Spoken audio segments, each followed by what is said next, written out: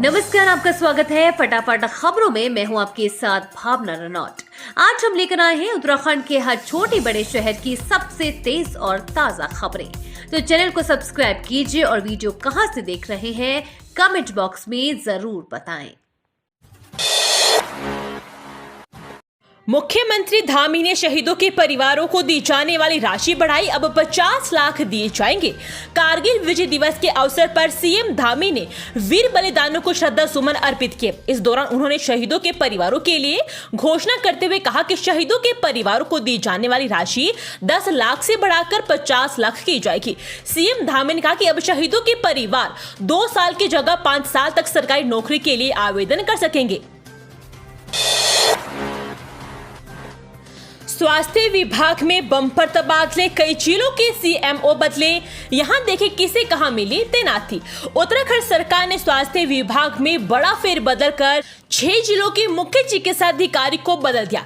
रुद्रप्रयाग, उत्तरकाशी, चमोली, चंपावत, बागेश्वर और टिहरी जिले में नए सीएमओ की तैनाती की गई है। सचिव स्वास्थ्य डॉक्टर आर राजेश कुमार ने शुक्रवार को तबादला आदेश जारी किए। स्वास्थ्य विभाग में 21 अपर निदेशक, संयुक्त निदेशक और वरिष्ठ चिकित्सा अधिकारियों के तबादले किए गए। डॉक्टर राजेश पांडे को प्रभारी सीएमओ चमोली, डॉक्टर विजय सिंह प्रभारी सीएमओ रुद्रप्रयाग, डॉक्टर देवेश चौहान को प्रभारी सीएमओ चंपावत, डॉक्टर कुमार आदित्य को प्रभारी सीएमओ बागेश्वर, डॉक्टर हरीश पंत को सीएमओ नैनीताल, डॉक्टर श्याम विजय को प्रभारी CMO Tehri, doctor RK Singh को प्रभारी सीएमओ हरिद्वार और डॉक्टर भागेंद्र सिंह रावत को प्रभारी सीएमओ उत्तरकाशी बनाया गया। पेड़ से लटका मिला महिला का शव, जमीन से छू रहे थे पैर, बेटियां बोली पिता ने ही मां को मारा, जानिए पूरा मामला। जसपुर के गांव राजपुर में एक महिला का शव संदिग्ध हालत में गन्ने के खेत में पेड़ पर लटका मिला। बेटों के अनुसार जब उन्हें अपनी मां का शव दिखा तो उनके पैर जमीन से छू रहे थे। उन्होंने पिता पर मां की हत्या का आरोप लगाया। इस पर पुलिस आरोपी को हिरासत में लेकर पूछताछ कर रही है। राजपुर गांव निवासी हरिराज सैनी अपनी पत्नी आशा देवी 45 वर्षीय और बेटियों सोनम 20 वर्षीय व कल्पना 14 वर्षीय के साथ बृहस्पतिवार शाम पशुओं के लिए चारा लेने गया था। शाम को उसने बेटों को घर भेजते हुए कहा कि वह थोड़ी देर में घर आ जाएंगे। देर शाम पिता घर लौटा तो बेटियों ने उससे मां के बारे में जानकारी ली। इस पर उसने आसपास गई होगी, आ जाएगी कहकर उन्हें टरका दिया। 8 महीने में भी नहीं हटा भूस्खलन का मलबा, अब बनाई जा रही सुरंग के अंदर 3 और सुरंग। यमुनोत्री हाईवे पर निर्माणाधीन सिलकियारा सुरंग में 8 माह बाद भी भूस्खलन का मलबा पूरी तरह नहीं हट पाया है। सुरंग के अंदर मलबा हटाने के लिए अब छोटी छोटी सुरंगें बनाई जा रही है, जिनसे मलबे को बाहर निकाला जाएगा। कार्यदायी संस्था NHIDCL के अधिकारियों का कहना है कि यह काम बेहद सावधानी के साथ विशेषज्ञों की निगरानी में किया जा रहा है। बता दें कि पिछले साल 12 नवंबर को 4 धाम सड़क परियोजना में निर्माणाधीन 4.5 किलोमीटर लंबी सिलक्यारा पोलगांव सुरंग में भूस्खलन हुआ था, जिससे सुरंग के अंदर काम कर रहे 41 श्रमिक फंस गए थे, जिन्हें 17 दिन बाद सकुशल बाहर निकाला गया। लेकिन हादसे के बाद अभी तक सुरंग में आया मलबा नहीं हटाया जा सका है। हरिद्वार में 27 जुलाई से 2 अगस्त तक उच्च शिक्षक संस्थान भी रहेंगे बंद, डीएम ने जारी किए आदेश। कांवड़ मेले में भीड़ को देखते हुए जिलाधिकारी धीराज सिंह गर्ब्याल ने जिले के सभी उच्च शिक्षण संस्थानों को भी बंद रखने के आदेश जारी कर दिए हैं। 27 से 2 अगस्त तक डिग्री कॉलेज, पॉलिटेक्निक कॉलेज और ITI बंद रहेंगे। बता दें कि इससे पहले कक्षा 1 से 12वीं तक के स्कूल, कॉलेज और आंगनबाड़ी केंद्रों में अवकाश घोषित किया गया था। 22 जुलाई से कांवड़ मेला शुरू होने के साथ ही जिला प्रशासन और पुलिस विभाग ने रूट डाइवर्जन किया हुआ है। इसके तहत जहां विभिन्न रूटों के वाहनों के आवागमन का पूरा प्लान बनाया गया है, वहीं शहर के विभिन्न हिस्सों को 0 जोन घोषित किया गया है। कांवड़ मेला शुरू होने के साथ ही 23 जुलाई से पंचक लगा हुआ है, जो 27 जुलाई तक रहेगा। भारी बारिश से जनजीवन अस्त व्यस्त, घरों में घुसा मलबा, 50 गांवों की आवाजाही हुई ठप।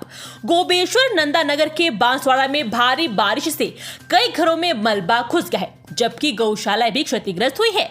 नंद्रप्रयाग नंदानगर मोटर मार्ग भी कंडाई पुल के पास करीब 10 मीटर तक बह गई है, जिससे नंदानगर विकासखंड के 50 से अधिक गाँव का अन्य क्षेत्र से संपर्क कट गया है।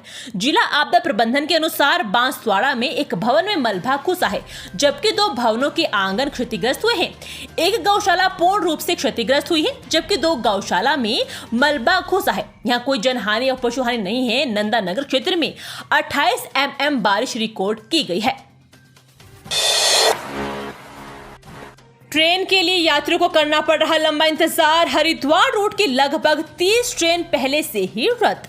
इन दिनों ट्रेनों की देरी से चलने की वजह से यात्रियों के साथ ही शिव भक्त कांवड़ियों को परेशानी उठानी पड़ रही है, क्योंकि लक्सर, रुड़की, हरिद्वार रूट की अधिकांश ट्रेन कई घंटे की देरी से आई।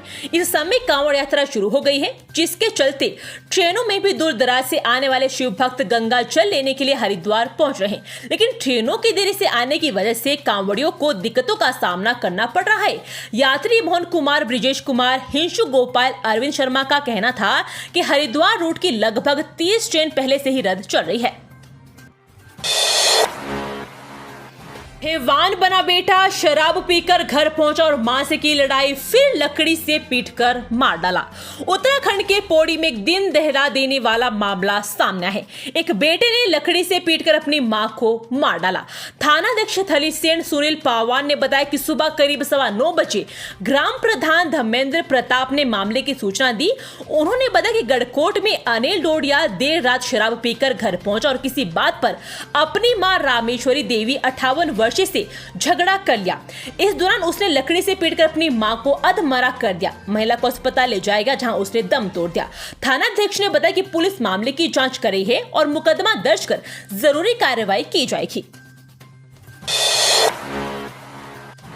भारत चीन सीमा पर बलिदान हुए आईटीबीपी के निरीक्षक चंद्रमोहन सिंह, पेट्रोलिंग के दौरान हुआ हादसा। भारत चीन सीमा पर एलएसी के पास विशिष्ट पेट्रोलिंग के दौरान उत्तराखंड निवासी आईटीबीपी निरीक्षक चंद्रमोहन सिंह बलिदान हो गए। जानकारी के अनुसार 25 जुलाई को शॉर्ट रेंज पेट्रोलिंग के दौरान करघ्यूपा नाला पार करते वक्त निरीक्षक चंद्रमोहन सिंह साथियों के लिए अस्थायी ब्रिज बनाकर नाला पार कराते समय गिर गए और पानी के बहाव में बह गए। इस दौरान 100 मीटर की दूरी पर अग्रिम चौकी के आईटीबीपी जवानों ने उन्हें निकाला और अस्पताल पहुंचाया, जहां वे वीर गति को प्राप्त हो गए।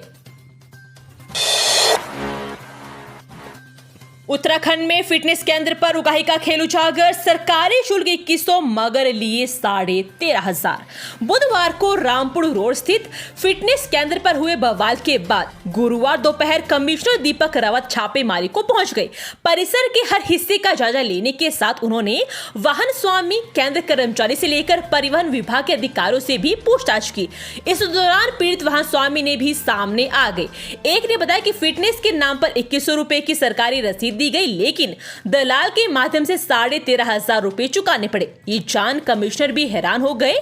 इस पर उन्होंने लोगों से खुलकर बात रखने को कहा, तो कई उदाहरण और सामने आ गए। इसके बाद नाराज आयुक्त ने भी साफ कहा कि निजी फिटनेस केंद्र में पारदर्शिता नाम की कोई चीज नहीं है। कांवड़ मार्ग पर मस्जिद और मजार पर टंगा पर्दा, बना प्रशासन के गले की फांस, बड़े पूरा मामला। दुकानों के सामने नेम प्लेट लगाने और हटाने का मामला अभी शांत भी नहीं हुआ था कि हरिद्वार के नामनगर क्षेत्र में मस्जिद और मजार के सामने टंगा पर्दा प्रशासन के गले की फांस बन गया। मस्जिद और मजार कमेटी के प्रबंधकों का दावा है कि उन्होंने प्रशासन के कहने पर कांवड़ यात्रा के 2 दिन पहले पर्दा लगाया, जबकि पुलिस के आला अधिकारी इस तरह के किसी भी निर्देश से सीधे इनकार कर रहे हैं। रामनगर क्षेत्र के मस्जिद और एक मजार के सामने पर्दा टंगा देखकर सोशल मीडिया पर खबर वायरल हो रही है। इसमें बताया कि मस्जिद और मजार के सामने पर्दा टांगने का निर्देश प्रशासन ने दिया। मामले में जब पुलिस के आला अधिकारियों से बात की गई तो उन्होंने इस तरह के किसी भी निर्देश से सीधे मना कर दिया। वहीं मस्जिद कमेटी का कहना है कि कांवड़ मेला के 2 दिन पूर्व यानी 21 जुलाई को मस्जिद और मजार के सामने पर्दा टांगा गया। ये थी आज की फटाफट खबरें। हम मिलेंगे अगले बुलेटिन में, तब तक के लिए धन्यवाद और जय हिंद।